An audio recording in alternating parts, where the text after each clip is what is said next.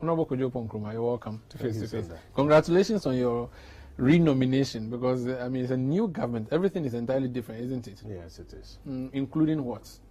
Well, including, may I say, even the focal areas of government. We came to power in 2017 with an agenda that suffered a major shaking in 2020, the year in which we were expecting that the fruits of our labor will bear the most fruit. And so this second term starts off with a priority different from what we would have wanted it to be, which is to quickly get, among other things, the economy back on track.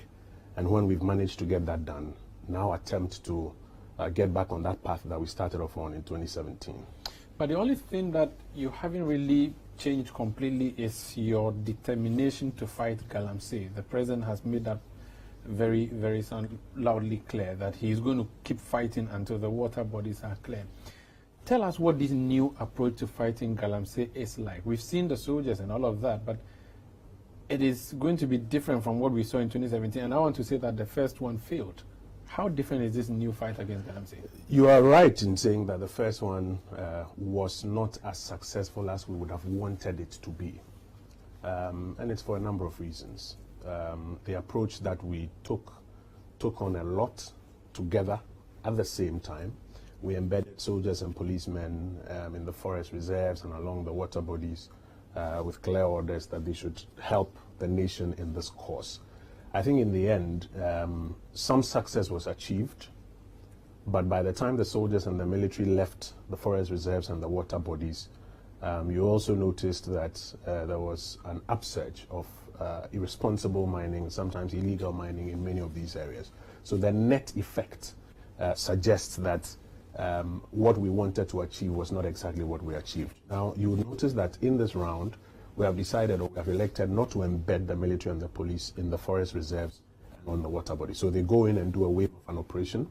In fact, as I'm speaking to you now, Operation Hall 2 is in its fourth wave on the Ankobra River and its tributaries. And by the time your program is airing tonight, they would have ended that, so that tomorrow morning we can update.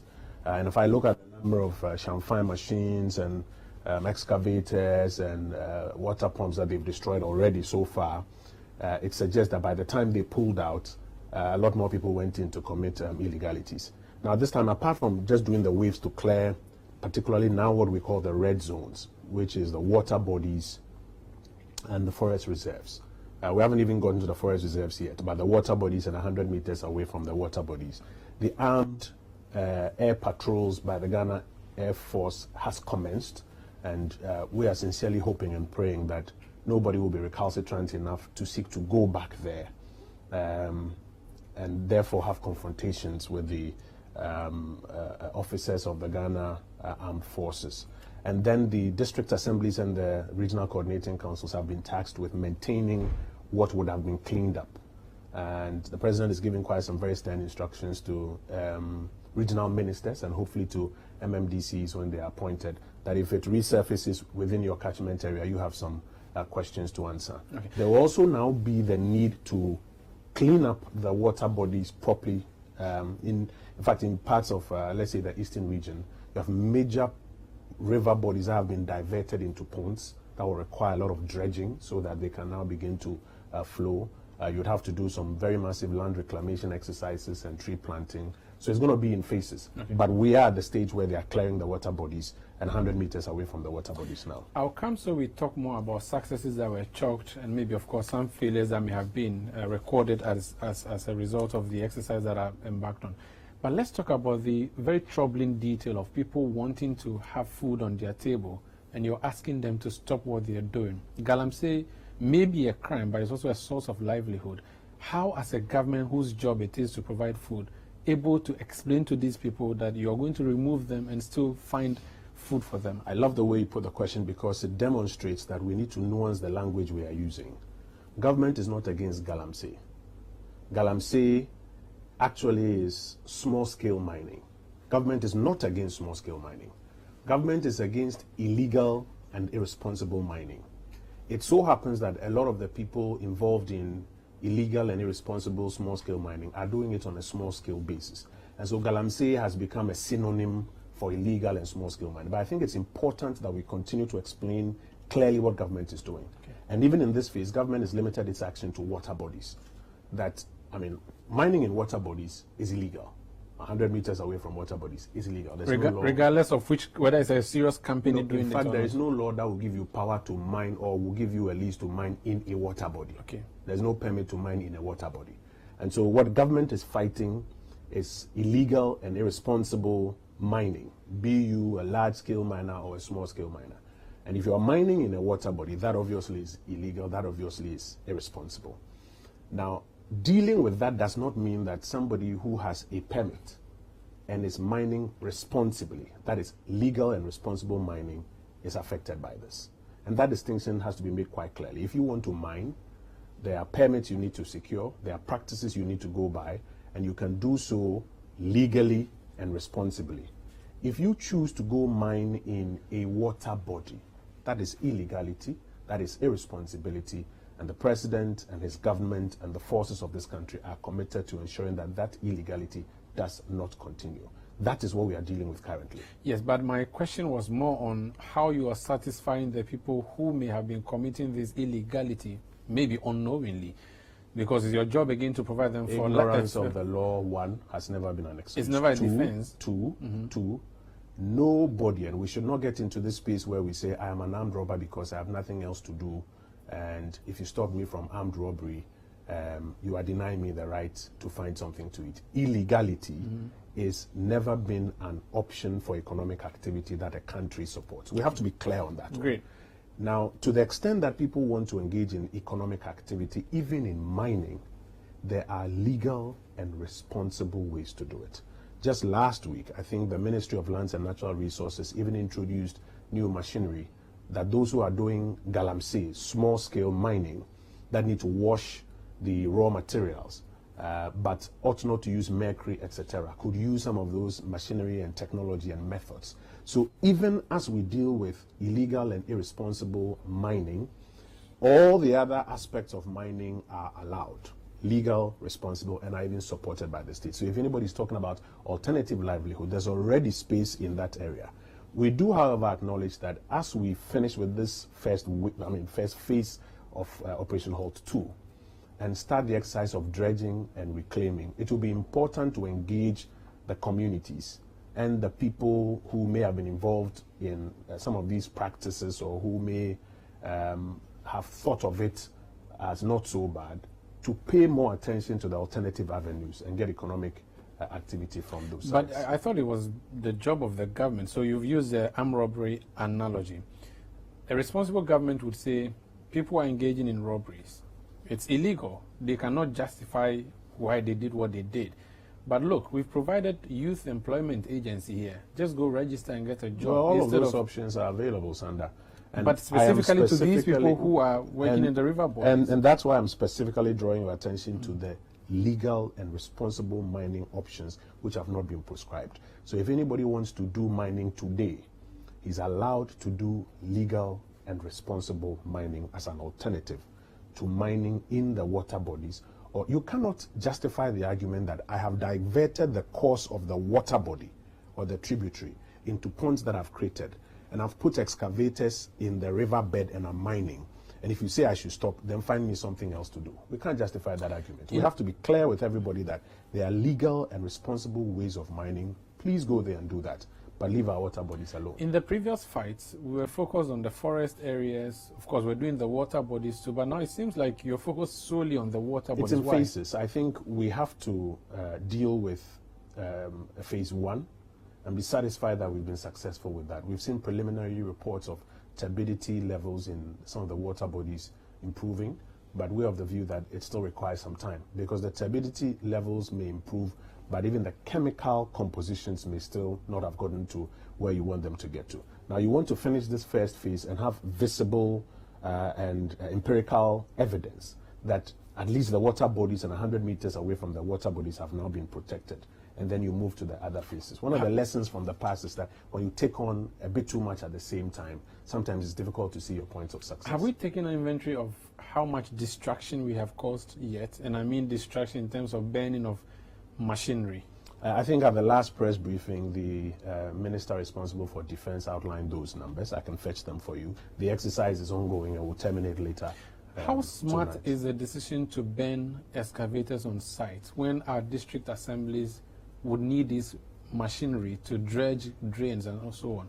Well, since that exercise started, the military has already counted about 700 excavators, I think between the Ashanti and the Eastern region, that have miraculously surfaced by the sides of the roads, ostensibly having been pulled out by persons who were using them either in forest reserves or close to water bodies, because they see that there's a lot of seriousness in this particular exercise. And if in previous times they were able to get away by compromising people or doing whatever they thought to do, it will not happen this time around. I think that's one very clear measure of the success. I think just last week at the cabinet sitting, the Minister for Sanitation and Water Resources was also updating about 500 other excavators between Ashanti and somewhere in the Obuasi areas. There is visible evidence out there that people who are involved in illegality and irresponsibility are beginning to realize that there's a lot more seriousness to this particular enterprise perhaps than even before. People may have questions about the methods that are being used. What we know is that there's no illegality in the methods that the military are employing out there. And to the extent that those methods are effective and will help to protect the water body that your children and my children will look forward to in the near future, the president and the government are satisfied with their efforts. You're a lawyer. You're saying that destruction of evidence even before trial is appropriate?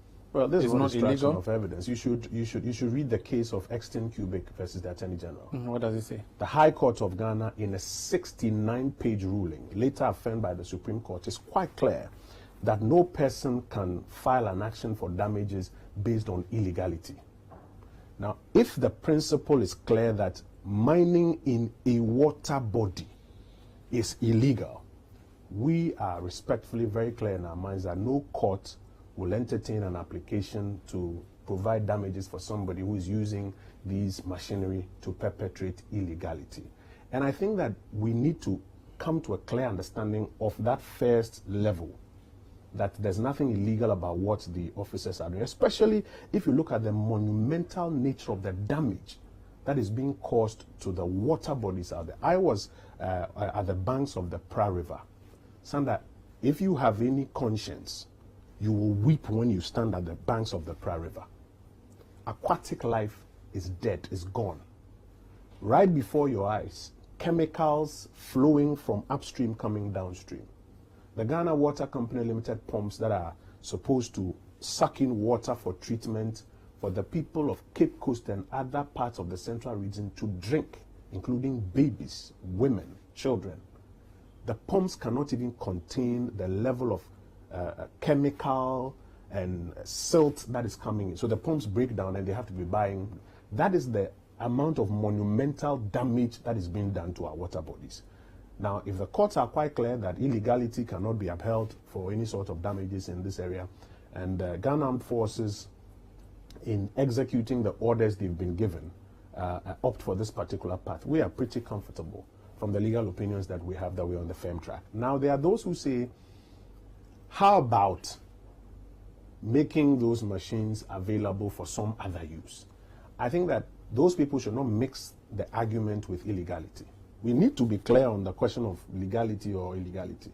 And if you say that you would prefer that those items are seized and used for alternative uses, it's a conversation we can have. We don't exactly share that view because we think that if you weigh the cost-benefit analysis, it is important to send a clear message out there that this will not be tolerated. It's also important to prevent a scenario where, in an attempt to immobilize and move and make available, you now get into all sorts of funny exercises of who took what where, etc. So you were scared of your own shadow from your last administration, that under your watch 500 excavators disappeared like they were well, doves. That is not a matter of fact. I think the minister responsible for that at the time explained that the numbers were not that. But there were numbers. The numbers were not that. It's thrown out there to create this sensational picture. But I think the government wants to be very clear. The government is scared of protecting seized equipment. The government is not going to get into that space of now mobilizing equipment and taking it elsewhere, now coming to have a conversation about, you know, who took what where. You have soldiers, police. You can't protect your own seized vehicles. Well, you can go off on that tangent, but for us, the clarity is what do we do to send the strongest signal to protect the water bodies out there? And we are clear that we're on. But you did it the last time, so that's why we find it curious. That this is more effective. The last time you were again fighting illegality, but you didn't think you should ban them on site. We think that this is more effective. So you failed the last time. We think this is more effective. You failed the last time. We think this is more effective. Why did you choose this effective? We think this is more effective. The last one was ineffective. We think this is more effective. We can do this 10 times. We think this is more effective. It will end nowhere. We think this is more effective. It will just mean that you feel you're afraid of your own shadows. More effective. This is Face to Face on Citi TV, an effective interview with the Minister for Information on the issue of excavators that had disappeared at the time and the decision now to be burning. What about what they call the excesses of the burning? So their mandate to the soldiers is to burn the excavators on the water bodies. What about moving into communities and burning other people's excavators and these people going to court and proving that the excavator was burnt in their home? What happens? It is within anybody's right to challenge in court what the Ghana Armed Forces is doing out there and to bring the necessary evidence that shows that I was not involved in illegal and irresponsible mining, and they extended their activities to my plot. Already there are some persons who've raised such concerns, and it is well within their right to raise those concerns. They will be investigated, but also those persons, like the President said, have an avenue to give oxygen to their positions.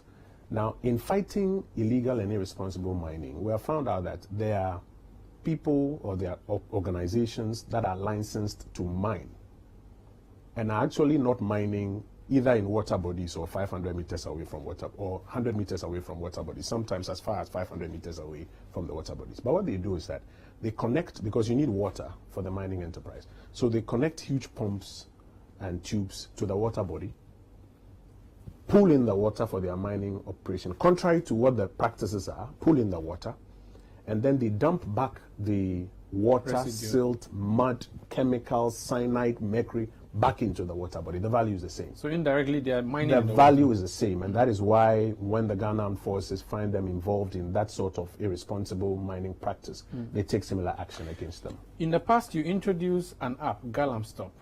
I don't know what the status of that is. You introduced drones that are supposed to fly over these areas. I'm not sure what happened. There were soldiers on the ground.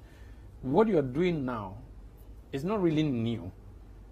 The difficulty is that your soldiers go during the day and they leave, and in the night the people are back on the water. We have found that in some instances, yes, that's what they do. Yes. How are you going to deal with the night activities? And so the Ghana Armed Forces is worked up strategy that they are going to use to deal with that one. I'm not at liberty to put those details out, but it's come on the radar. I think the last time the minister responsible for defense mentioned it and even warned that in the interest of the safety of the soldiers, when they start the night operations, your personal safety cannot also be guaranteed if you choose to go out there and mine at night. So it tells you clearly that it's something on their radar and they'll be dealing with it. It's like a war, but what about... It is a war. It's not like a war. It is a war. It is a war for the survival of the next generation. There are those who theorize that the next world war may be about water. And what is happening here in Ghana along some of our major river bodies. Today, you may think you are making 10,000, 20,000 cedis and you're a big man and you're affiliated to a political party, or you can get some people to do PR for you, and so it's okay. But what you are doing is that you are putting the lives of the next generation at risk. And if we don't fight that war now, posterity will judge us wrongly. But again, the difficulty I'm seeing, Operation Halt. So you started from the western region, you kept moving. So you have a battalion that goes to a place, spends a week, and then leaves. And then what happens? I've told you that the armed air patrols have started. So indeed, we have shown footage. Indeed, we have shown, I mean, there are different, may I say, groups. We've used sometimes about 250 men, all ranks, sometimes as high as 401. I think in the current Operation Halt, phase 4, they are using about 401 men, all ranks. Depending on the extent of land and the nature of the terrain, as determined by the reconnaissance missions, they know the numbers to use. But when they are done and when they are back, the armed air patrols are going on. And that's why the minister has said, I have reiterated, that we are hoping that nobody will be recalcitrant enough to go back on the water bodies when the armed air patrols are ongoing. But I mean, armed air patrols. How many helicopters do we have in the Ghana Armed Forces? You try for it. instance? You I try mean, it. I am not going to try it, but I'm just saying that if you move in and leave, if something unfortunate happens, why don't you secure the place well, by keeping armed men there? No, we can't line up our soldiers and our policemen by the riverbanks ad infinitum. It's not feasible. It's not practical. I mean, temporarily maybe. We cannot. And then when you leave, what happens? Your Chihini is making a proposal. When you leave, I'm coming. When you leave, what happens? We cannot do that. It's not feasible. Let's be clear on that one. It's not feasible. We need to be clear with people who are conducting illegalities in this country that there are consequences. Now the soldiers, the police have swept those areas, have cleaned up the water bodies. The ability level is improving. We don't know about the chemical composition yet. The armed air patrols have started. Don't go there. Let's not get into a debate with why don't you put soldiers there? What if I go there? If you go there and something unfortunate happens, we're going to now have a conversation in this country about methods, etc. being used. Let's do the right thing. Your party is going against your party women organizer. That's how it is seeming out there. It's well, like then you have to correct what is seeming out there. Let's not repeat what is seeming out there. So correct it for us. The party is not going against the party's women's organizer. The Ghana Armed Forces, upon the instructions of the Commander-in-Chief, has commenced an operation to clear water bodies, 100 meters away from water bodies, of persons and logistics that are involved in mining on water bodies. There's a company which has the National Women's Organizer of the New Patriotic Party as one of its directors that has been affected by this exercise. We can proceed from there. And she, regardless of what her party portfolio or party is, you're going to continue to fight her, even though she says she has the legitimate documents to do the business. The company that is involved, according to the brief I have, is not the only company that was affected by this exercise. I think there's another company called Kibi Mining or so, which was also affected. They were also mining away from water bodies, had connected pipes. They were also affected. There are several other companies that have been affected. We must deal with matters on the face of the evidence of the persons involved.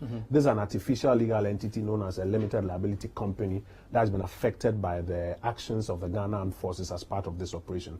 If the company is of the view that something untoward has happened, I'm sure the company will raise the requisite protest and have it investigated and will go the right route. If the Ghana Armed Forces have evidence that this, like all other companies, fell within the ambit of these operations, they will also provide same. Let's not make it about individuals and persons. This is Face to Face on Citi TV. My guest is Kojo Oppong Nkrumah, is Minister for Information. How do you react when you hear people accuse your government of being vindictive and also targeting journalists? Well, I think, first of all, it's evidence that our democracy is growing and that people are at liberty to say anything at any time to anyone, including government. And sometimes, even when the facts don't support that particular narrative, they can keep repeating it over and over again. And that's only evidence that our democracy is growing. Today, and if you just go back from 1993 till today, Ghana has over 500 active radio stations across the country, over 140 television stations. Our social media is awash with retail production channels, sometimes by individuals, that are on a daily basis churning out content that is supportive of government, content that is very critical of government. People are broadcasting locally and internationally, sometimes even very insulting language at chiefs, media, government people, religious leaders. That is a very robust and feisty media environment, as robust as you can get it. Indeed, this morning I was at the Federation of African Journalists Conference that's taking place in Ghana.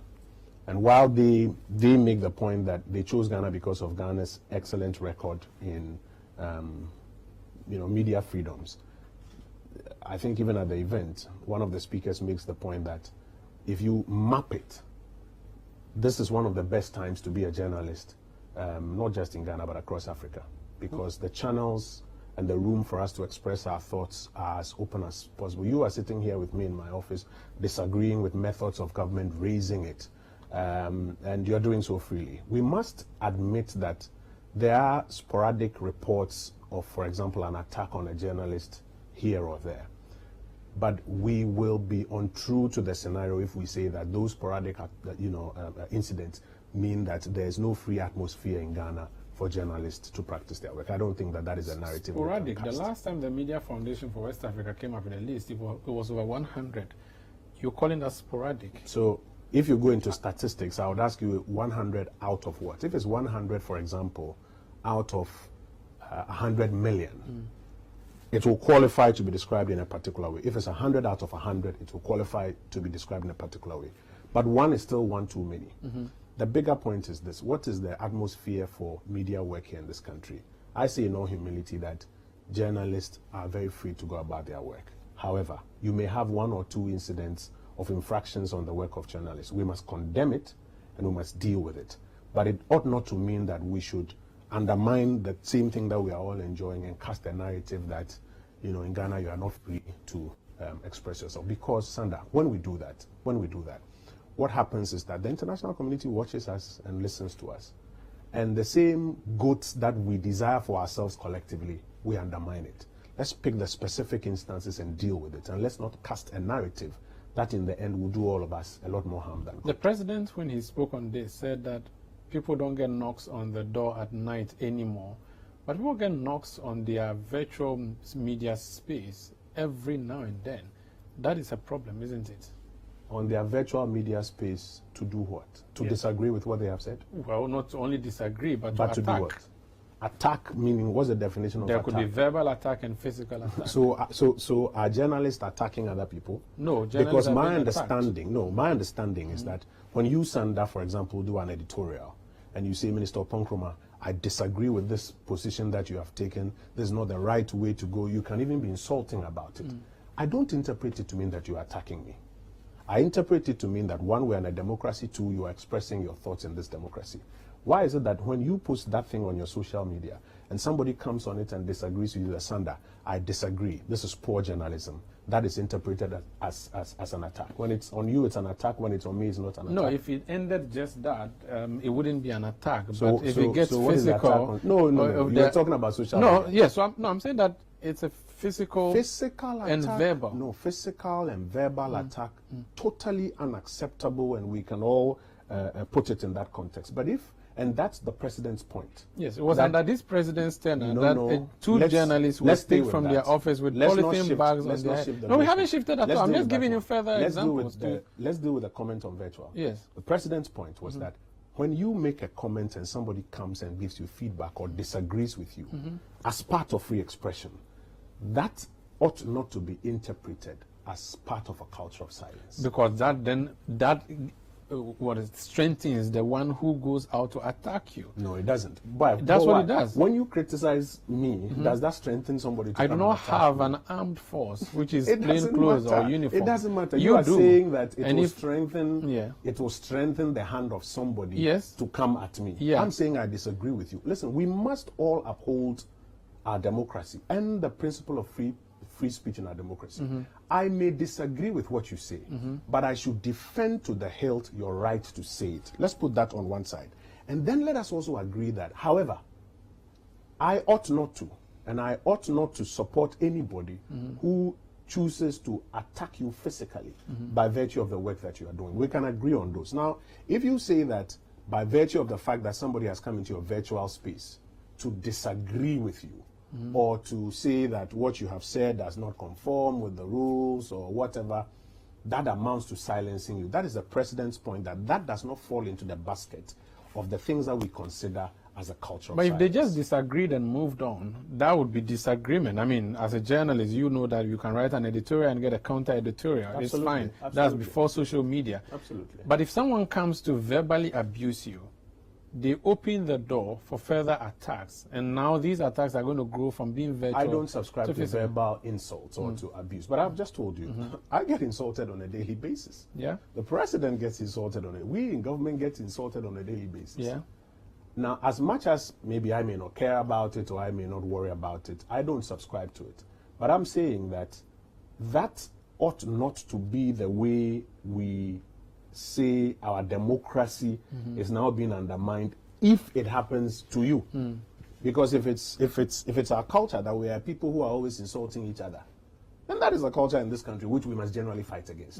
And it ought not to be secluded to say that, however, when you are insulted, though we are insulting one another, then it means that there's a culture of silence. So I think the point is that this attempt to define a clapback or a question or a call out of a journalist as part of a culture of silence cannot stand. There are things that we must deal with. And I've told you, I mean, recently we just opened an office to uphold the safety of journalists because we are concerned about I'm actually going to ask incidents. you how that office is doing, but let's remain a bit more on the track record of this government. Just let me land on this one because we are concerned about some of the incidents of physical attack, etc., on journalists. And I think we can all agree and deal with that.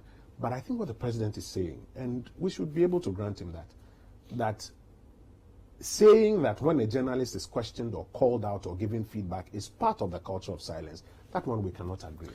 This physical attack, two journalists from Modern Ghana were picked up and they had polythene bags used to cover their head and they were transported to the national security outfit. My own colleague recently was brutalized. You've heard followed the story. In a democracy, should we have a system like that? In a democracy, should a journalist, when suspected of having been committed a crime, be arrested, questioned, and perhaps prosecuted? I say yes. Any member of society. Under what law? I'm coming. No, when he's suspected of having committed a crime. A crime, okay. I'm coming. Outside journalism. So a journalist, and I am number one to defend a journalist, but a journalist is not above the law. Yes. So if a journalist commits a crime or is suspected of having committed a crime, there's absolutely nothing wrong with that journalist being invited or arrested, questioned, prosecuted for it. So that's if a journalist jams a red light. That's coming. a crime. No. The journalist shoots somebody. That's a crime. I'm coming. Please tell me what I'm coming. crime. I'm coming. Okay. I'm coming. If I develop my argument, I'm Go sure you would get me. What we will all not subscribe to is unethical conduct by any state security agency, be it police, military, or national security. That is unacceptable. If I am suspected of having committed a crime, I would expect to be treated in accordance with the standard operating procedures, and there's nothing wrong with that. But if I am manhandled, beaten, covered with a balaclava or polythene bag or something, those are not in accord with the standard operating procedures. And I think we should be able to recognize these two things and call out that which is wrong. Not the general attempt to, for example, say that this person has been involved in X or Y or Z or been suspected even of X or Y or Z. Now, in the instance of the recent national security matter with my friend Caleb, the National Security Ministry immediately conducted an internal inquiry and came to the view that the officers who have been sent on secondment from the military and the police to the National Security Ministry did not conduct themselves in accordance with standard operating procedure. And therefore, very quickly, they said, we don't want these gentlemen on secondment to us. And they've been sent back to their mother agencies. Now, know that the national security apparatus or the National Security Ministry, if we are objectively following, has been going through some reforms for a while now. Again, let's go back to our history. We had this thing, this amorphous BNI animal that you couldn't tell whether it was an investigative animal or an intelligence gathering agency. Which you have rebranded nicely. It's not about rebranding. Go and read the law. And the focus is quite clear. Now they are being reformed to become an intelligence gathering agency. There are, in fact, about two agencies under it. There's the National Intelligence Bureau, and they are all being reoriented and reorganized to go that way, that it is intelligence that we want you to gather, not to be walking around as macho men threatening people. Okay. And then you have the National Signals Bureau. I want to even admit to you that there's a group of people under the ministry that they call national security operatives. And it is important to even reform civilians.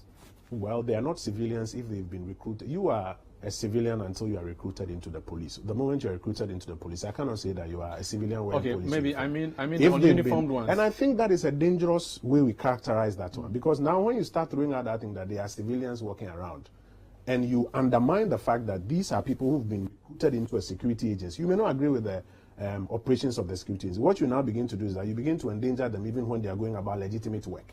So I'm saying that even these people called operatives, recruited properly so-called in a state security agency under a ministry, their role has to be properly structured, and it's part of the reforms that is ongoing.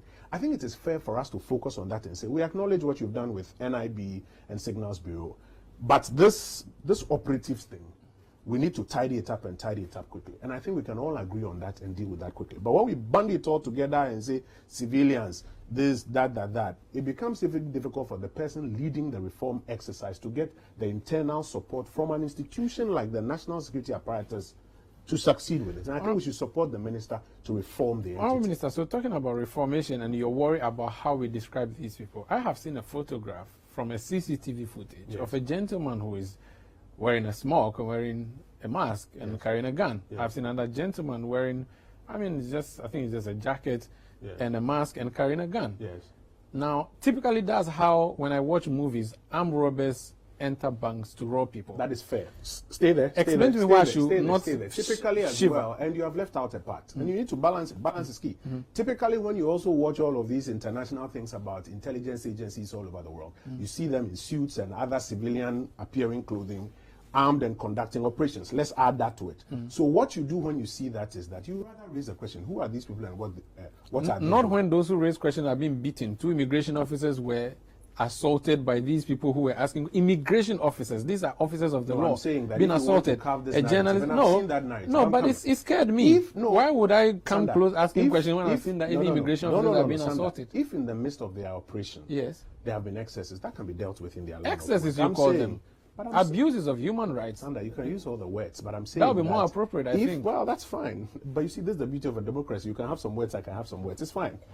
And you are not silencing me. Are you silencing me? You're not silencing me. I'm not silencing you. I'm just you saying that you are different words from mine. I have no problem with that. I'm just saying that as a government official, I would rather you use a word which is more befitting of what the action was than what you have sugar-coated it to me. No, you see, you're allowed to have your choice of words. Okay. And I'm allowed mine. I shouldn't bully you to pick my words. Don't silence me. But here's the point I'm making. If, however, in describing what has transpired, we want to have it, we can ask questions. What is this? What is going on? And having understood what is ongoing, that, this is a national security operation that actually led to the cracking of a syndicate that was operating gambling. I've seen it on the front pages of the newspapers this morning. Gambling. Since May 7th, it's now coming on the front page of the newspapers. No, apparently it was earlier reported, and I've seen more reports this morning. The earlier reports were about attacks on immigration officers. No, it's not true. Do you not think that the information... Sanda, what you've just said is not true. The earlier reports included the fact that the national security operatives had raided this place and had found these people there. These people are before court. And they attacked immigration officers. No, please, that's not... That was not. Maybe you haven't seen that report. Don't let me get into some of these petty things with you. No, listen, I can get. You know that these people are before court. Yes. These people who were arrested in this operation are before court. Yes. We have to make a choice. Are we on the side of the law enforcement authorities, or are we on the side of people who are committing crime? We're on the side of the law enforcement agencies, so far as they do it in a decorous manner. Please. Let's move on. Please. You have done journalism for 10 years. Please. I'm coming. Yes. I'm coming. If we are of the view that their modus operandi needs to be amended, I'm saying let's support the minister to get that part. You remember earlier in my submissions, let's support the minister to clean that part up. But let us not sweep it all under one bracket. If they don't do some of the jobs that they are doing, you and I will not have a safe state within which we are living. But we support the minister. We supported Emil Short. We provided coffee and air conditioning in their office for a month. As the minister is going about the minister is going about the reforms in the ministry, having reformed the National Intelligence Bureau, having reformed the Signals Bureau, now dealing with this thing they call operatives under the ministry.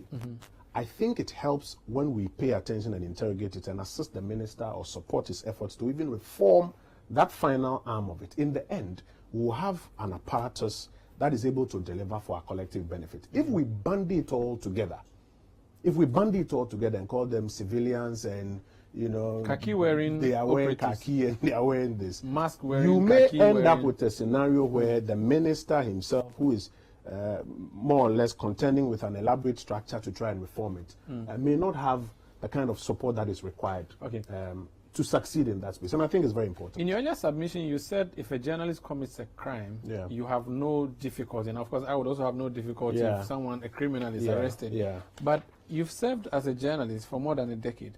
What constitutes a crime in journalism? Oh, journalism itself is not a crime. Okay. When a journalist, for example, hacks into the cyber system of an entity. Allegedly. and it is found that that is what has transpired, that could constitute a crime.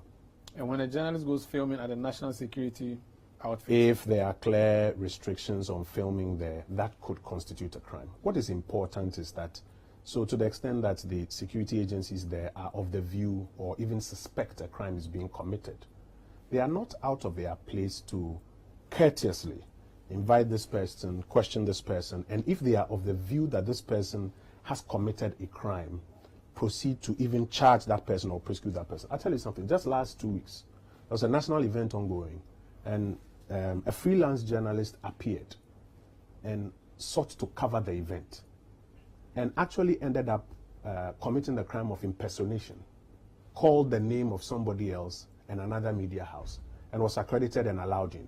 A few hours later, the actual person from that actual media house came in, and then they realized that somebody had impersonated him. He was arrested and sent to Tesano police station. We had to go and ensure that he was bailed. That is an instance in which the security agencies are well within their ambit to suspect a crime was being committed, to arrest that person, and to take that person through the process. What we cannot condone is that when they arrest such a person, they manhandle him or beat such a person up. That we cannot condone. It is improper. And we should be able to separate the two. That, dear journalist, do not do this. Okay. Dear security official, do not do this. And I think that we can collaborate. We can chew gum and walk at the same time. We can always do that. The office you've set up, how many people have brought petitions to you? I haven't checked the latest update, but what we need to do is to encourage an ecosystem that consistently promotes the safety of journalists. That's one of their primary jobs, to consistently promote the safety of journalists, to also assist us in doing broader education for all stakeholders in the community to understand the need to protect journalists in their work. Okay. Also to assist we in the industry with some basic training that enhances our security. And then finally, where there are instances of people who have been, or people who are alleged that they've been attacked, to receive a report and ensure that the proper investigation is done. And I like what is going on. So National Security has done its internal inquiry, but the NMC has not stopped its work. It's going through the processes. It will proceed. It will make the hearings. If the NMC is of the view that what National Security has done is inadequate, they should be free to say so. If they think it's adequate, they should be free to say so. If they think the journalist was wrong, they should be free to say so. That is how you build an ecosystem that You have said you don't find any problem with someone clapping back at someone on the virtual space. You clap back at me every time. I try. And I don't have a problem with There are a number of people who went on social media and said, fix the country. And then government operatives came and said, fix yourselves. That's a clapback you endorse. Who are these government operatives? Oh, I mean, persons who are sympathetic to the government. So that's what I mean by operatives. And I like the way you put it. These are persons who are sympathetic to the government, at least in your opinion. First of all, I was disappointed when I heard people say that that's a government response. Because that couldn't have been the government response. I speak for government. I never said that. The minister responsible for finance was the first to address a full press conference on it. He never said that. The minister for national security was the first to meet the people who convened this platform. He never said that. The vice president was the very first to issue a text on it. He never said that. Indeed, all government persons who spoke said that this is a healthy conversation because, Sanda, it gave us an opportunity to mainstream something we've been trying to put on the table for a while now. Unfortunately, it appears to be losing traction. But what Fix the Country did or can do is give us an opportunity to have these national conversations about what it takes to fix various things around us. Now, if some persons who are sympathetic to government gave a response, I saw some media personalities themselves who were taking on their colleague media personalities. I think that it was unfortunate for some persons to say that is the media response. I mean, that's the government response. Or even for some persons to go further and characterize people who have views other than theirs, that they must have been paid to be expressing those views. I think we should be careful not to undermine people's right to free expression by just tagging that, Sanda, I love your interviews. You are a tough, probing person with your tricky questions. I laugh sometimes when I listen to answers that, we ourselves give to your tricking questions. But I'll be the first to defend you that Sanda is not doing this because he's on anybody's payroll. And I think it's dangerous for us to begin to characterize that Sanda must be doing this because he's on somebody's payroll. And I think in the reverse, we should protect the space for free expression that when somebody disagrees with Sanda, just like how Sanda is not on somebody's payroll, it doesn't mean that that person is also on somebody's payroll. They may have different views, and in the end, what we want is to build a stronger country for ourselves, albeit from different perspectives. How troubling is Mali for us, and how far are we willing to go? Because we have our own troubles, though. Sanda, the Malian situation is dangerous for ECOWAS, and I think that all of us have to be very, very worried about it. If you look at 2012, Mali was on a trajectory until 2012, destabilized. Then I think the Boubacar Keita government was elected. And the challenge is that whenever Mali goes into disarray, the insurgency that is growing in the Sahel region finds greater foot. So now, if you study what is happening in Chad, take Chad, take Burkina Faso, about half of the country is being affected by insurgent activity. Take Niger. Nigeria has its own challenges. And the instability in Mali is breeding a safe haven for insurgent activity. And it is coming southward, gradually coming southward by the day. So it is important that that instability is resolved and that Mali has a constitutionally elected government that is accountable to the people and can deal with things, including the security situation. This is the second time that the military has put a wedge in the progress, and it is something of severe concern to the chair of the ECOWAS Authority of Heads of State, President Akufo-Addo, and colleague heads of state. And that's how come he called this emergency summit on Sunday, and they were able to take what some will consider some very tough and pragmatic decisions, hoping that Mali can get back on track by February 2022. Usually we want to see ECOWAS biting, but we don't even have the strength to bite. Are we really going to be able to bite? The last time Gambia went into trouble, when Yahya Jammeh refused to hand over sent 300 power, soldiers, only 300. Ghana sent 300. Yes. What else did other ECOWAS countries contribute? So ECOWAS was able to mobilize a force, and it was effective because Yahya Jammeh recognized that if he didn't move, he will be moved, He'll be crushed. and he responded to it. Now, in this particular instance, you have another route, which is to get the country back on constitutional footing by February 2022 as part of that 18-month timetable. And I think what the president of Ghana, chair of the ECOWAS Authority, and the ECOWAS heads of state want to see happen is that that program must be respected so that Mali will get back on track. You may not need to send soldiers. There are people who think that let's do the Diufiasem politics so that, I mean, the Malian problem Diufiasem has been proven to be a foreign policy that doesn't work, a foreign policy approach that doesn't work. So we must be involved We and must interfere be at all times. involved. If you are not involved in it, it will come back and haunt you on your doorstep. But what if you're involved and they remember that, oh, Ghana says we have That to is go why there. you need a collective approach. And President Akufo-Addo called the Accra consensus meeting that managed to get, a number of indeed the entire bloc to collaborate on sharing intelligence and acting together to respond. You can't sit in your individual country say, I'm thinking about myself, I'm thinking about myself. It will come and haunt you. So we You've need got to to find deal with it, yes. Honorable Minister for Information, thank you for speaking to us. We couldn't speak to the people of Ofuasia Yerebi. Next time we'll do so. You should come to Ofonse next time for your next interview. Are your roads good? We are beginning to see bitumen on at least 3 of our major roads. You should come visit us. Bitumen, that's good. Yes, I mean, yes. so the year of road is working for you. In my constituency. It's not working in mine. I hope that it works. I'll come and visit you and see. In fact, I've been told by my producer that we should talk a little more about roads. So the second year of roads. Yeah. There's an agenda to build roads. Yes, The about city 6,000 kilometers program to be completed out of an 11,000 kilometer stretch that has been rolled out. So you are benefiting, and it has nothing to do with the fact that the Minister for Roads is your neighbor.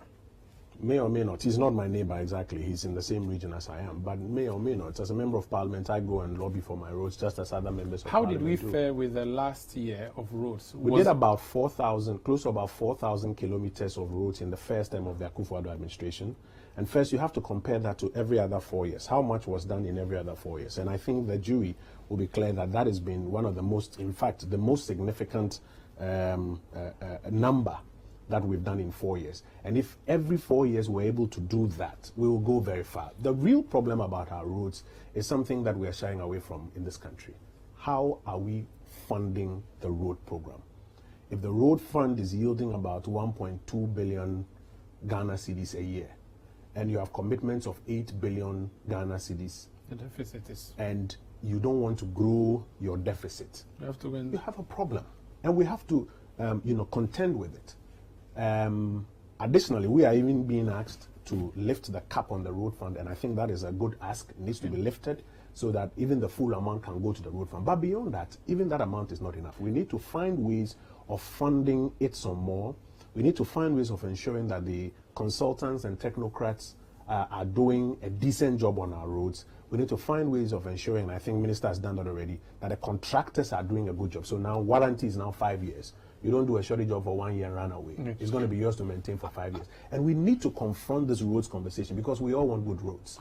But we have to add the other part of the conversation to it. How do we fund the roads? I've heard the Minister for Roads say we're going to have a number of interchanges by 2024. Yeah. Talks about dualizing Accra Kumasi by 2024. Yeah. The Sino Hydro project has failed, hasn't it? No, it hasn't failed. You've The seen interchange that you are doing. No. You've seen the Tamale interchange. Yes. There are also about 4 other major road projects. He put the whole detail out there. They are all being done? They are all being done at different stages of completion. So the China money is here? He put the whole detail out there. The China money is here and is working. Has it been 100% completed? No. But you cannot say it's failed. All the data was out there. He put it out. So have we started digging the bauxite in the Etiwa forest? No, yet? we haven't started that.